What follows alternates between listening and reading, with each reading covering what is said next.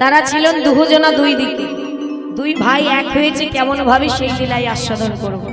হ্যাঁ, বললেন সিদ্ধার্থ নবদ্বীপে আমার মহাপ্রভু প্রতিদিন শ্রীবাসাঙ্গিনায় হরিনাম করে, প্রতিদিনের ন্যায় আজও করছিল।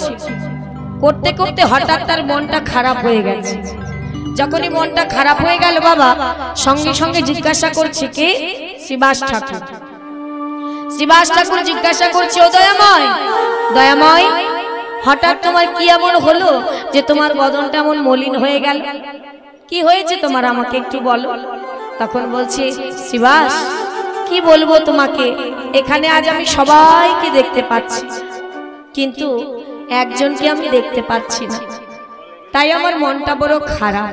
বলছে, কাকে দেখতে পাচ্ছ না? বললে, শ্রীবাস তোমরাই তো বলো আমি নাকি ওই ব্রজের কানাই, তাহলে বলো না কোথায় আমার দাদা বলাই? হ্যাঁ, মহাপ্রভু কাকে খুঁজছে মা? আজ তার দাদাকে খুঁজে বেড়াচ্ছে। তাই বলছে, বলো শ্রীবাস, একবার বলে দাও আমি নাকি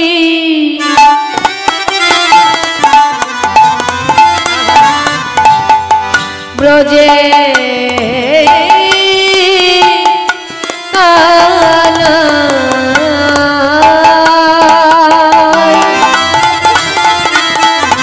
বলো কোথায় আমার দাদা বলা?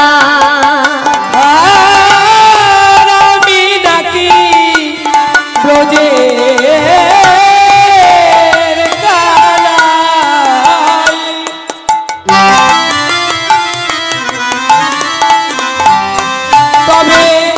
কোথায় আমার দাদা বলাই?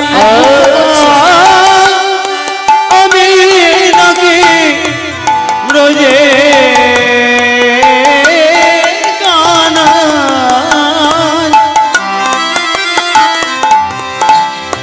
কোথায় আমার দাদা বলাই? তারি অদর্শনে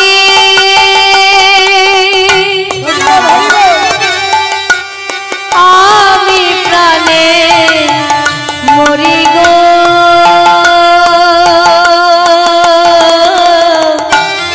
অদর্শনে আমি প্রাণে মরি।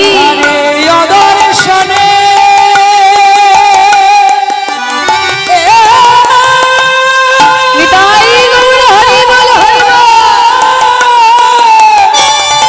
আমি প্রাণে মরি গো,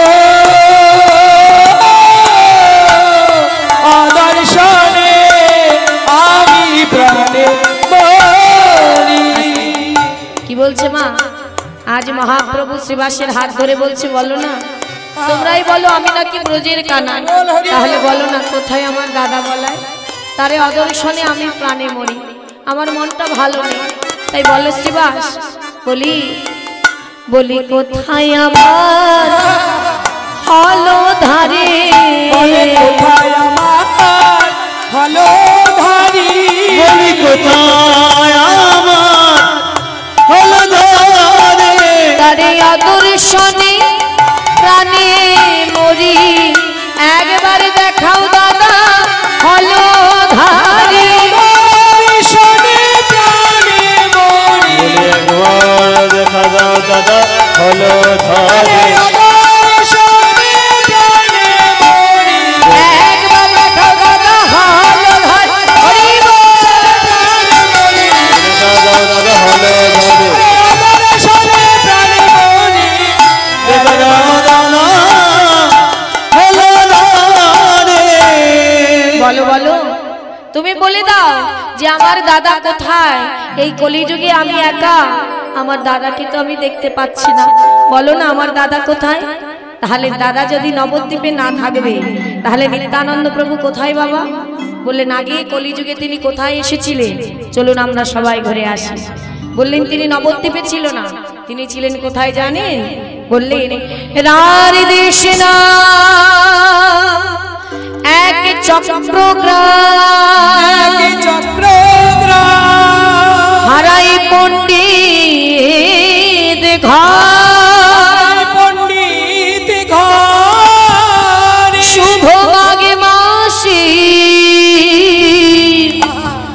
শুক্ল ত্রয়োদশী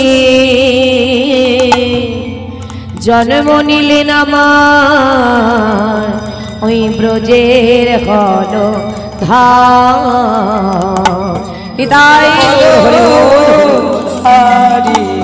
রার দেশে বীরভূম জেলার রার দেশে গ্রামের নাম মাগো এক চক্র গ্রামে পিতার নাম হারাই পণ্ডিত আর মাতা পদ্মাবতী। এক চক্র গ্রামে আমরা সবাই জানি সেখানে আছে কি নিত্যানন্দ প্রভুর ধাম। সেই হারাই পণ্ডিতের ঘরে পদ্মাবতীর কোল আলো করে এসেছিলেন ওই কলি আজ নিতাই চাঁদ। তবে আজও তার নাম নিত্যানন্দ নয়। কেন বললেন? ভালোবেসে লালন পালন করে তার নাম রেখেছে মাতা পিতা কুবের। মন দিয়ে লক্ষ্য করতে হবে, খুব সুন্দর লীলা বাবা। কুবের নাম দিয়েছে তার, কিন্তু তার সে তো নিত্যানন্দ। কিন্তু নিত্যানন্দ আজ সে বুঝছে না যে সে নিত্যানন্দ। সে কি জানে আজ আমি কুবের, মাতা পদ্মাবতীর একমাত্র পুত্র। তাই অন্যান্য শিশুরা কিন্তু বাবা যেমন হয় নানাবিধ খেলা খেলে, কিন্তু তার কিন্তু এইসব খেলা ভালো লাগে না। ভালো লাগে না, ভালো লাগবে কি করে? তার অন্তরটা তো অন্য কিছু বলে। তার কি ভালো লাগে? যত বড় হয় তার ভালো লাগে কোনোদিন কৃষ্ণলীলা খেলা, আবার কোনোদিন ভালো লাগে রামলীলা খেলা। অন্য খেলা তার ভালো লাগে না। রামলীলা খেলতে ইচ্ছা করে, কৃষ্ণলীলা খেলতে ইচ্ছা করে। তাহলে বললেন সকালে ডেকে বলছে, এই সকা শোন না, কালকে কৃষ্ণলীলায় আমি সেজেছিলাম বলরাম, আর আজ আমরা রামলীলা খেলবো। আর ওই রামলীলা খেলায় আমরা কি সাজবো জানিস? শোন, আমি কি সাজবো বল? আমি লক্ষণে সাজিব।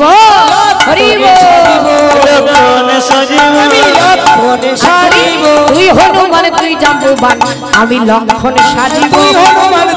আজি তুই হনুমান তুই জাম্বুবান,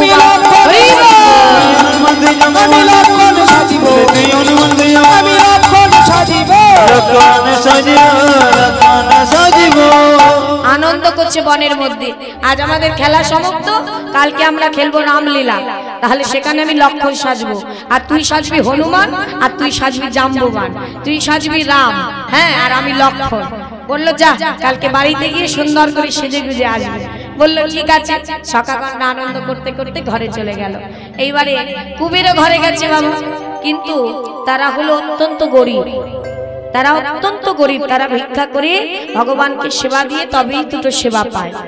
এইবার মায়ের কাছে গিয়ে বলছে, মা ও মা, আজকে আমাকে একটু লক্ষণের বেশি সাজিয়ে দেবে মা, আজ আমি খেলবো রামলীলা খেলা।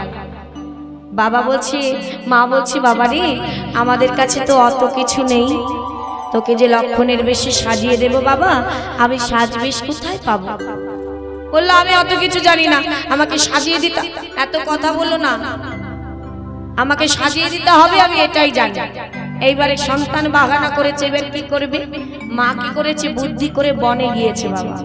বনে গিয়ে ভালো ভালো ফুল তুলেছে।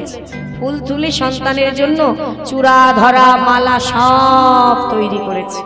সব তৈরি করে আজ সুন্দর করে কুবেরকে সাজিয়ে দিয়েছে। কুবেরকে সাজিয়ে দিয়ে এইবার কি করেছে বাবা? সাজিয়ে দেওয়ার পর বলছে, দেখতে বাবা তোর সাজাটা পছন্দ হয়েছে কিনা? বললো হ্যাঁ মা, খুব সুন্দর সাজা হয়েছে। তাহলে তুমি যে বললে আমাদের কাছে কিছু নেই, এই তো সাজিয়ে দিয়েছো, আমাকে কত সুন্দর লাগছে। ও মা, আমাকে রামের মতো লাগছে তো, লক্ষণের মতো? বলছে হ্যাঁ। কিন্তু মা এবার তাহলে আমি আসি। মায়ের চরণে প্রণাম করে বাবা এবার যাচ্ছে সে খেলতে লক্ষণ সেজে। পিছন থেকে মা তাকে জড়িয়ে ধরে বলছে, বাবা তুই আমার 7 নয় 5 নয়, একমাত্র বুকের ধন। বাবা যাচ্ছিস যা, কিন্তু জানিস তো তোকে বিন্দু মাত্র না দেখতে পেলে আমার ভালো লাগে না। তাই তুই যাচ্ছিস যা, আমি তোকে বাধা দেব না, কিন্তু খেলা সমাধা করে তাড়াতাড়ি ঘরে চলে আসবি। তোকে দেখতে না পেলে আমার ভালো লাগে না। বলছে মা তুমি চিন্তা করো না, আমি যাব আর আসবো, খেলা সমাধা করেই চলে আসবো, তুমি চিন্তা করো না। মায়ের চরণে প্রণাম করে রাম নাম গাইতে গাইতে চলে যাচ্ছে। কেমন ভাবে রাম সীতাপতি সুন্দর রাম তুমি হরি বল হরি বল। সীতাপতি সুন্দর রাম তুমি সীতাপতি সুন্দর রাম তুমি সীতাপতি সুন্দর রাম। গাইছে মা তোমার গলে বনমালা আর বামে চূড়া হেলা তোমার গলে বনমালা বামে চূড়া হেলা তুমি রঘুকুলতি নতরা তুমি রঘুকুলতি নতরা সীতাপতি সুন্দর রাম হরি বল। সীতাপতি সুন্দর রাম তুমি সীতাপতি সীতাপতি সীতাপতি সুন্দর রাম নাম রাম নাম গাইতে গাইতে মাগো বনে চলে গেল। আর যেই কুবের গিয়ে বনে খেলা খেলছে আর এদিকে কি হলো, মা তো এক্ষুনি তাকে অনুমতি দিল, সে খেলতে গেল। বাবা কিছুক্ষণ পরে ওই ঘরে এক বৈষ্ণবের আগমন হয়েছে। বাইরে থেকে দাঁড়িয়ে দাঁড়িয়ে ডাকছে, মা ও মা। পদ্মাবতী ভাবছে কি হলো, এই কিছুক্ষণ আগেই তো আমার পুত্র খেলতে গেল, দেখেছো ছেলের কাণ্ড, আমি ওকে বলেছি তাড়াতাড়ি চলে আসবি, তাই এত তাড়াতাড়ি করে বাইরে গেছে যে সন্তান এসেছে ফিরে। কিন্তু বাবা গিয়ে কি দেখছি, দরজাটা খুলে দেখছি তো আমার ছেলে নয়, দেখছে একজন নিষ্কিঞ্চন মৌলবেশধারী একজন বৈষ্ণবের আগমন হয়েছে। হরি বল হরি বল। প্রভাতে গৃহে বৈষ্ণবের আগমন, এর চাইতে ভাগ্যের আর কি আছে। দরজা খুলে দেখছি এক বৈষ্ণব দাঁড়িয়ে আছে। তখন সঙ্গে সঙ্গে বলছি, বৈষ্ণব ঠাকুর এসো এসো, আজ আমার কত ভাগ্য, প্রভাত হতে না হতে বৈষ্ণবের আগমন আমার ঘরে, এসো ঠাকুর। তখন বলছে, মা আমি তো এসেছি তোমার ঘরে, তা তুমি খুশি হওনি? বলছে, অনেক খুশি হয়েছে, আমি ভেবেছি আমার পুত্র এসেছে, এসো এসো। সেই বৈষ্ণবকে ঘরের ভেতরে নিয়েছে। ঘরের ভেতরে নিয়ে তাদের নিজের সেবা করার কিছু নেই বাবা, তবু আজ বৈষ্ণবকে পেয়ে খুব আনন্দিত। তাড়াতাড়ি করে হারাই পণ্ডিত ভিক্ষা করে যা পেয়েছে ভগবানকে সেবা দিয়ে আজ বৈষ্ণবকে সেবা দিলেন। বৈষ্ণবকে সেবা দেওয়ার পরে এইবারে বৈষ্ণব ঠাকুর বলছে, মা আমি তো সেবা করলাম, তুমিও সেবা করে নাও। বলল, ঠাকুর আমি সেবা করব, তবে কি জানো তো ঠাকুর, আমার একটি সন্তান আছে যার নাম হলো কুবের, সে গেছে খেলতে, এখনো ঘরে আসেনি। সে খেলা সমাধা করে ঘরে আসলে তখন আমরা একসঙ্গে সেবা পাবো। বলছে, ও এই কথা বলতে বলতে এদিকে সন্ধ্যা আগত, আর কুবেরও রাম নাম গাইতে গাইতে ঘরে আসছে। রাম সীতাপতি সুন্দর রাম তুমি রাম সীতাপতি সুন্দর রাম তুমি সীতাপতি সুন্দর রাম তুমি রাম সীতা। পুরো গানটা আর করা হলো না তার। রাম সীতা, সীতা বলে থমকে দাঁড়িয়ে পড়েছে দরজার সামনে। কেন? ওই দরজার বাইরে থেকে ভেতরে তাকিয়ে দেখছি যে মাতা প্রত্যেকদিন এসে দেখে মা থাকে আর বাবা থাকে, মাতা পিতা থাকে, কিন্তু আজকে মাতা পিতা ছাড়াও অন্য কেউ আছে। কে? ভালো করে লক্ষ্য করে দেখছে। অমনি সঙ্গে সঙ্গে বলছে, বাবা তোর খেলা হয়ে গেছে, আয়। আর যেই ডাক দিয়েছে ছুটে গিয়ে মাকে জড়িয়ে ধরেছে। আর জড়িয়ে ধরে, কোনোদিন তো এমন বৈষ্ণব দেখেনি মা, অঙ্গুলি হলন করে বলছে, মা ও মা ইনি কে মা? হরি বল হরি বল। বৈষ্ণবের দিকে অঙ্গুলি হেলন করে বলছে, মা ইনি কে?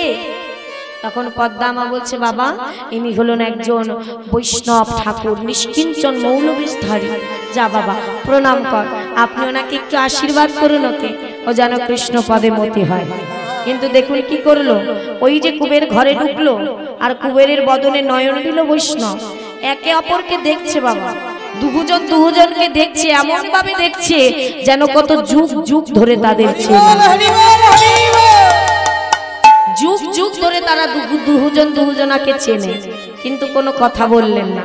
কি করলেন? যেই বৈষ্ণবকে প্রণাম করতে গেল কুবের, বৈষ্ণব অমনি নিজের চরণটা সরিয়ে নিলেন, লুকিয়ে লুকিয়ে সরিয়ে নিলেন। কেন কেন সরিয়ে নিলেন? কারণ নিজেকে কেউ নিজে কখনো প্রণাম করে না। বুঝতে পারবো আমরা পরে যে কেন সরিয়ে নিল। কিন্তু তার মা ভাবলো কি প্রণাম করেছে, বললো যাক তোমার কৃষ্ণ পদে যেন মতি হয়, যাও তোমরা সেবা করো। তারপরে সেবা করবার পর বৈষ্ণব আর ভক্ত যদি এক স্থানে পড়ে মাগো, তাহলে তারা কিন্তু আন কথা সংসারের কথায় সময় কাটায় না। তারা কি করলেন বাবা? 3 দিন 3 রাত্রি এক জায়গায় বসে রইলেন। 3 দিন 3 রাত্রি একই জায়গায় বসে সেবা নেই, কিচ্ছু নেই, অহরহ কৃষ্ণ নাম জপ করে যাচ্ছে। দিন ফুরিয়ে রাত এলো, রাত ফুরিয়ে দিন চলে এলো। পরের দিন প্রভাত হয়ে গেল। তখন বৈষ্ণব উঠে বলছে, মা মাগো এবার আমাকে অনুমতি করো, এবার যে আমাকে যেতে হবে মা। সঙ্গে সঙ্গে মা বলছে, সে কি ঠাকুর এত তাড়াতাড়ি চলে যাবে?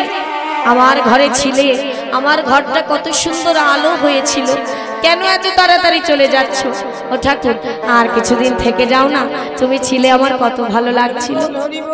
তখন বৈষ্ণব বলছে, মা 3 দিন 3 রাত্রির বেশি এই বৈষ্ণবের কোনো ঘরে থাকার অনুমতি নেই, তাই আমাকে তুমি ক্ষমা করো, আমি আর থাকতে পারবো না, আমাকে অনুমতি করো, আমি চলে যাই। ঠিক আছে ঠাকুর তুমি চলে যাবে তো, তবে দাঁড়াও, একটু দাঁড়াও, একটু দাঁড়াও। কেন? আমি শুনেছি বৈষ্ণব সেবা দিলে নাকি কিছু দক্ষিণা দান করতে হয়, না হলে কিছু ফল পাওয়া যায় না। তুমি একটু দাঁড়াও। ঘরের মধ্যে ছুটে গিয়ে বাবা কোনো একদিন হারাই পণ্ডিত ভিক্ষা করতে গিয়ে একটা স্বর্ণ মুদ্রা পেয়েছিল, যাকে বলে সোনার পয়সা। সেই পয়সাটি যত্ন করে তুলে রেখেছিল পদ্মামা। সেই স্বর্ণ মুদ্রাটা এনে আজই বৈষ্ণবের হাতে তুলে দিচ্ছে, ঠাকুর এই না, এইটা ধরো। আর যখনই দেখেছে বাবা তার হাতে স্বর্ণ মুদ্রা, অমনি বলছে, না মা এ তুমি কি করছো? তুমি জানো না আমি যে নিষ্কিঞ্চন মৌলবেশধারী, আমি বৈষ্ণব, আমি ঘর ছাড়া বৈষ্ণব ত্যাগী, এইসব কাঞ্চন কামিনীতে আমার লোক করতে নেই, এগুলো তো আমি নিতে পারবো না, তুমি নিয়ে যাও। তখন বলল, ঠাকুর তুমি যদি এগুলো না নাও তাহলে তো আমার বৈষ্ণবত্বে এত ফল, কোনো কষ্ট আমার বিফল হয়ে গেল, আমার সন্তানকে আশীর্বাদ পাওয়া হলো না। বলল ঠিক আছে, তুমি যখন এত করেই দিতে চাইছো তাহলে আজ আমি যা চাইবো আমাকে দেবে। দেখুন বাবা আজ বৈষ্ণব চেয়ে নিচ্ছে, আমি যা চাইবো আমাকে দেবে। তখন মা কিছু না বুঝেই বলল, ঠিক আছে ঠাকুর আমার কাছে যদি থেকে থাকে আমি তোমাকে দেব দেব দেব, আমার কাছে যদি থাকে আমি তোমাকে দেব। তখন বললেন, ঠিক আছে মা, দেখো বলে ফেলেছো, পরে যেন আবার না করো না। করবো না। বলো তুমি কি চাও? বললো, শোনো তোমার একমাত্র কুবেরকে তুমি আমায় করো না,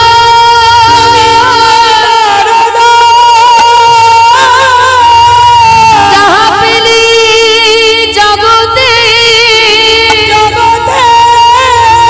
জুড়াইবে পারা। বিদায় গৌর হরি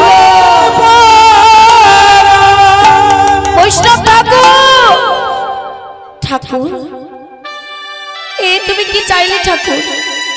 তুমি আমার কাছে কি চাইছো আমি তো বুঝতে পারছি না, একটু ভালো করে বলো। কেন? আমি চেয়েছি তোমার ভালোবাসার প্রাণ। আর মায়েদের কাছে ভালোবাসার প্রাণ মানে কি? তার একমাত্র সন্তান। বলছে, মা আমি চাই তোমার একমাত্র কুবেরকে তুমি আমার হাতে তুলে দাও। মা কি তা পারে বাবা? মা বলল, তুমি কি চাইছো ঠাকুর? এ জগতে এত কিছু থাকতে তুমি আমার সন্তানকে চাইছো? না না না ঠাকুর, তুমি অন্য কিছু চাও, তুমি যা চাইবে আমি তোমাকে তাই দেব, কিন্তু তুমি আমার সন্তানকে নিয়ে যেও না। কি করে আমি দেব আমার সন্তানকে? বলল, মা তুমি যদি তোমার সন্তানকে আমায় দিয়ে দাও তুমি জগৎ জননী মা হবে। মা গো, তুমি আজ কাঁদছো তোমার সন্তানকে দিয়ে দিচ্ছ বলে, একবার আমার দিকে তাকিয়ে দেখো মা, সেও তো বেশি বড় নয়, সেও ছোট। মা, আমিও তো কারো না কারো সন্তান, আমারও তো মা আছে। সেই মাকে ঘরে ফেলে রেখে আমি জগৎবাসী মঙ্গলের তরে আজ পথে পথে ঘুরে বেড়াই, কৃষ্ণ নাম করি। মা, আমাকে দেখে তোমার মায়া হচ্ছে না? তাহলে তোমার সন্তানকে কেন ঘরে বেঁধে রাখবে? এই সন্তান তোমার জন্য আসেনি মা, এই সন্তান এসেছে দেশের দশের মঙ্গলের তরে। মা, তুমি একে বিদায় করো, তুমি একে আমার হাতে তুলে দাও, চিরজীবনের মতো আমি তাকে নিয়ে চলে যাই। আর যেই বলেছে মা চিৎকার করে কেঁদে উঠেছে, না, আমি আমার সন্তানকে কিছুতেই দিতে পারবো না। ঘর থেকে শুনতে পেলেন হারাই পণ্ডিত, শুনতে পেয়ে ঘর থেকে বেরিয়ে এসে বলছে, পদ্মা, পদ্মা, তুমি অমন করে কেঁদো না পদ্মা, যা বলেছে সব শুনেছি আমি। পদ্মা, তুমি তো জানো না, আমি জানি। যখন কুমির ছোট ছিল তখন আমি ওর পুষ্টি বিচার করে দেখেছি, সে যে আমাদের জন্য আসেনি, সে এসেছে দেশের দশের মঙ্গলের তরে কৃষ্ণ নামে করে বেড়াবে বলে, সকলের দাঁড়ে দাঁড়ে যাবে, হরি নাম প্রচার করবে। তাই তুমি ওকে যেতে দাও, তুমি ওকে বাধা দিও না। সে কি সম্ভব? তুমিও বলছো আমার একমাত্র সন্তানকে চির জীবনের মতো তার হাতে তুলে দেব কেমন করে? আমি যে মা। তখন ছোট্ট কুমির ছুটে এসে বলছে, ও মা, তুমি কেঁদো না মা, তোমরা যা বলেছো আমি সব শুনেছি। আমি তো শুনলাম তুমি ওই বৈষ্ণবকে তুমি বলেছো আমায় তুমি তার হাতে তুলে দেবে। তুমি তো বললে যে তুমি আমাকে তার হাতে তুলে দেবে। মাগো, আমার তো মনে আছে, তুমি তো আমায় বলো, প্রীতি সত্য পালিবারে রাম গিয়াছিল বনে, আজ মাতৃ আজ্ঞা পালিবারে আমি যাব সন্ন্যাসীর সঙ্গে।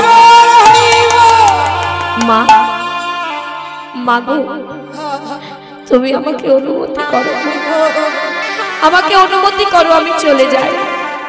আরে যখনই বলেছে মা মনে মনে ভাবছে, তাই তো, আমি কেন এই মায়া হয়ে দাঁড়াবো? সন্তান যদি কৃষ্ণ ভক্ত হয় তাকে পেছন থেকে টেনে ধরতে নেই, তাকে কৃষ্ণ নামের পথে এগিয়ে দিতে হয়। তাহলে আজ আমি কেন বাধা হব?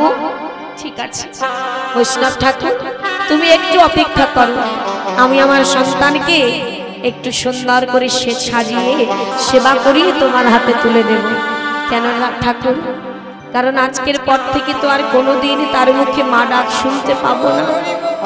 কোনোদিন আমাকে আর বলবে না মা আমাকে একটু এটা সাজিয়ে দেবে, ওটা সাজিয়ে দেবে, কোনোদিন বলবে না। তাই আমি এক্ষুনি গিয়ে আমার সন্তানকে সাজিয়ে নিয়ে আসছি। মা ঘরে গিয়ে কুবেরকে কোলের মধ্যে বসিয়ে নিয়ে আজ নিজের হাতে সেবা করিয়ে দিল। চিরকালের মতো শেষ বিদায়ের সাজে তাকে সাজিয়ে দিল, শেষবারের মতো সাজিয়ে দিয়ে আর ওই ছোট্ট ছোট্ট কর দুটি এনে আজ বৈষ্ণবের হাতে তুলে দিল। আর যখনই বৈষ্ণবের হাতে তুলে দিল, বাবা বলল, বাবা তুই তো জনমের মতো আমাকে ছেড়ে চলে যাচ্ছিস, তবে আর কোনোদিন তোর কাছে আমি চাইবো না। আজকে যাবার বেলায় আমাকে একবার মা বলে ডাকবি বাবা, শেষবারের মতো একবার মা বলে ডাক। আর তো কোনোদিন আমাকে মা বলে কেউ ডাকবে না। বাবা যাওয়ার বেলায় একবার আমাকে মা বলে ডাক, একবারই চিরকালের মতো তোর বদলে মা ডাক শুনে ওই নাম নিয়ে আর যতদিন আছে আমি বেঁচে থাকবো। হরি বল, হরি বল, হরি বল। তাই কুবেরকে আজ হাত ধরে নিয়ে যাচ্ছে বৈষ্ণব, আর কুবের চিৎকার করে ডাকছে মা। আর হারাই পণ্ডিত আজ চিল্লাচ্ছে আর চিৎকার করে ডাকছে, আর পদ্মাবতী বলছে, একবারে মা বলি নিতাই গৌর হরি বল হরি বল। একবারে মা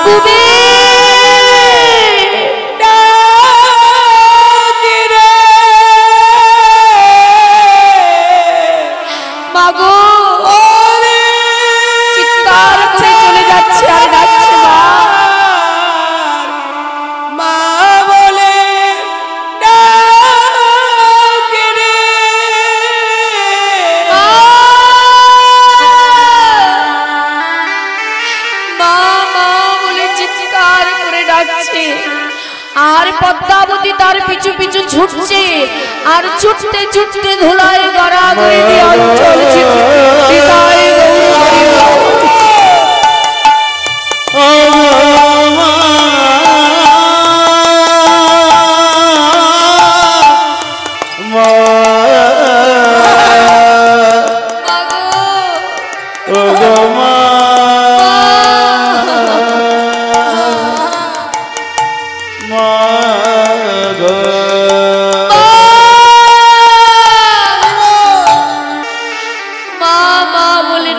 ডাকতে নয়নের ধারায় বয়ে গেল কুবেরের নয়ন আর মা দিকে কাঁদতে কাঁদতে তার পিছু ছুটতে ছুটতে ধুলায় গড়া দিয়ে অঞ্চলে তার খসে পড়ে যায়। হারাই পণ্ডিত পিছু পিছু গিয়ে বললেন, পদ্মা তুমি আর যেও না পদ্মা, ওরে যাওয়ার সময় হয়েছে, ওকে যেতে দাও, আর মায়া করো না পদ্মা। পদ্মাবতীকে আজ কোলে তুলে নিয়ে আজ চলে যাচ্ছে, আজ নিয়ে চলে গেল তাকে নিজ গৃহে। আর এদিকে কি করলেন, হারাই পণ্ডিত আমার সেই বৈষ্ণবের হাত ধরে বাবা সারা তীর্থ ভ্রমণ করে বেড়াচ্ছে, সারা তীর্থ ভ্রমণ করে বেড়াচ্ছে। আর তার মনে তো পড়ে এ জগতে মাকে ভালোবাসলে মায়ের কথা তো মনে পড়বেই। তা মাকে যাওয়ার সময় বলে গেছে, মা তুমি কেঁদো না, ওই ছোট্ট কর দিয়ে নয়ন মুছিয়ে বলেছে, মা তুমি কেঁদো না মা, তুমি দেখবে তোমার কুবের আবার তোমার কাছে ফিরে আসবে, তুমি কেঁদো না মা, তোমার চোখের জল আমি সইতে পারি না, তুমি কেঁদো না। তার নয়নের জল মুছিয়ে দিয়ে গিয়েছিল শেষবারের মতো। তবে আজ কৃষ্ণ নামে মিলিত হয়েছে বৈষ্ণবের সঙ্গে, নানা তীর্থ তীর্থ ঘুরে বেড়াচ্ছে, নানা তীর্থ পরিভ্রমণ করে বেড়াচ্ছে, আর কৃষ্ণ নামে গিয়ে বেড়াচ্ছে, আর নয়নের জলের ধারাই বয়ে যাচ্ছে। ভগবানকে দেওয়ার মতো তো বাবা আমাদের কিছুই নেই, আছে দুফোটাই নয়নের বাণী, যা দিয়ে তার চরণ আমরা ধোয়াইতে পারি। তাই আজ আমরা সবাই মিলে কুবের যেমন পথে পথে ঘুরছে আর নয়নের জলে কৃষ্ণ বলে কাঁদছে, আজ আমরাও নয়নের জলে তার চরণ ধোয়ায় দেব। নিতাই গৌর হরি বল।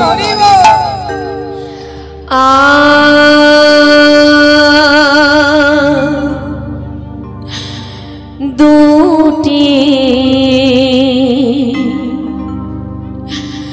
নয়ন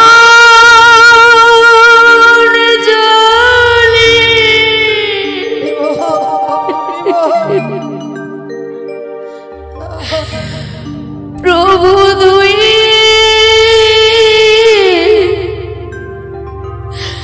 দেব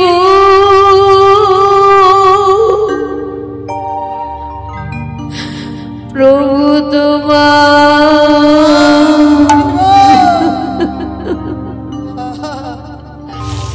দুটি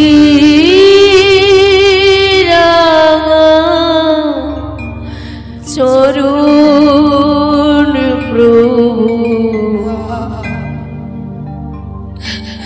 তুমি করিও গ্রহণ। শ্রী সচিদানন্দ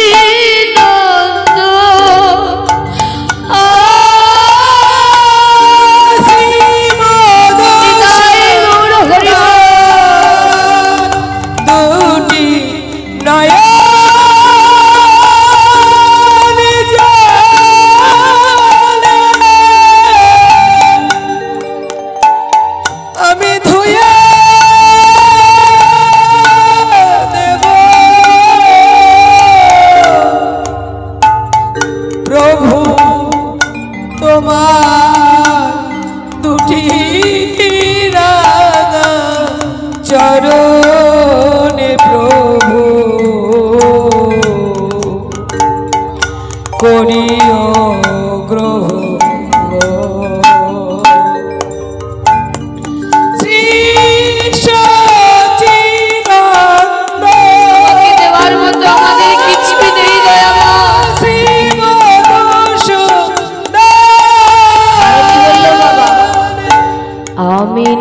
জানি ভাবো আমি না জানি সাধু না জানে সাধন ভজন কিছু জানি না দয়াময় কেমন করে তব চরণ পাবো বলে দাও সাধা না জানি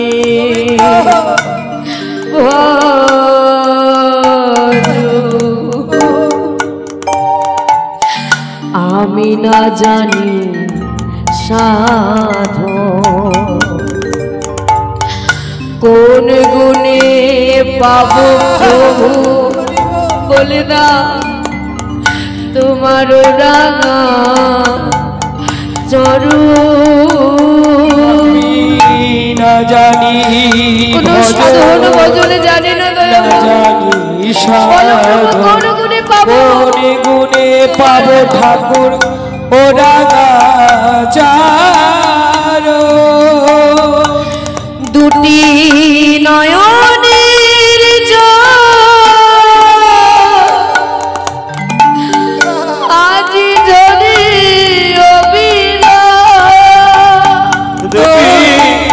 নয়নের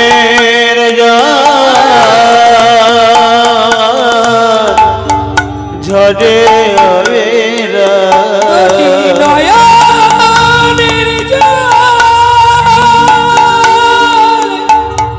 ঝরে আবিরা দুটি নয়নের জল আজি ঝরে দুটি নয়নের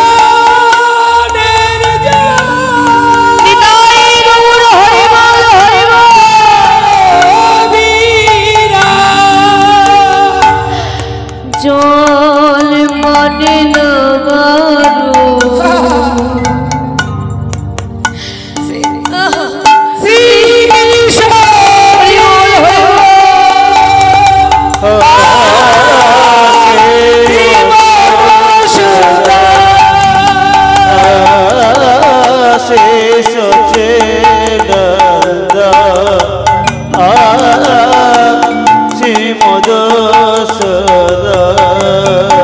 দুটি নয়নের ঝরে আবিরা নয়নের আজি ঝরে আবিরা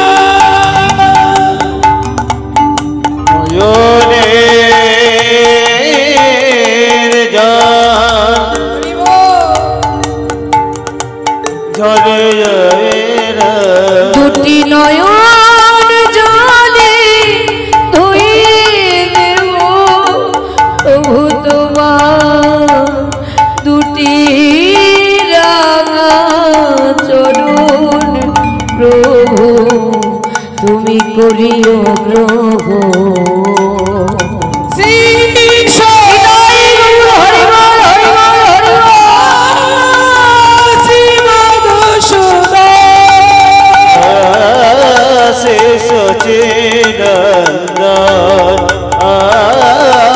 শ্রীমদস